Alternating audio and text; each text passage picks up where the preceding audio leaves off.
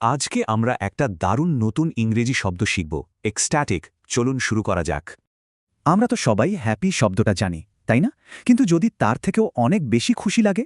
Happy মানে খুশি, কিন্তু এক্সট্যাটিক মানে হলো খুশিতে একেবারে আত্মহারা হয়ে যাওয়া। মানে যখন কেউ অসম্ভব খুশি বা আনন্দে উত্তেজিত থাকে তখন সে এক্সট্যাটিক। শব্দটা সহজে মনে রাখার জন্য চলেন একটা গল্প শোনা যাক। এই মেয়েটার নাম রিনা। রিনা ওর ফাইনাল পরীক্ষার জন্য রাত জেগে অনেক অনেক পড়াশোনা করেছিল। রেজাল্টের দিন ওর খুব টেনশন হচ্ছিল। বুকটা ধুকপুক করছিল যখন ওর নোটিশ বোর্ডের দিকে গেল। আর দেখল ওর নাম একদম লিস্টের প্রথমে।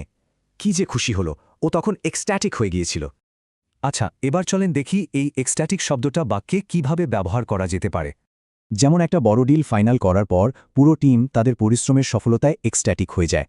অথবা নতুন একটা প্রোডাক্ট পেয়ে কাস্টমাররা এত খুশি যে তারা এক্সট্যাটিক, সাথে সাথে সেটা নিয়ে পোস্ট করা শুরু করে দেয়। স্বপ্নের চাকরির অফারটা পেয়ে সে এক্সট্যাটিক হয়ে গেল, যেন তার জীবনের নতুন এক অধ্যায় শুরু হলো।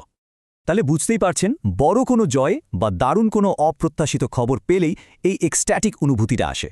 এবার একটু ভাবুন তো, আপনার জীবনে এমন কোনো মুহূর্ত আছে যখন আপনি ঠিক এতটা খুশি বা এক্সট্যাটিক হয়েছিলেন?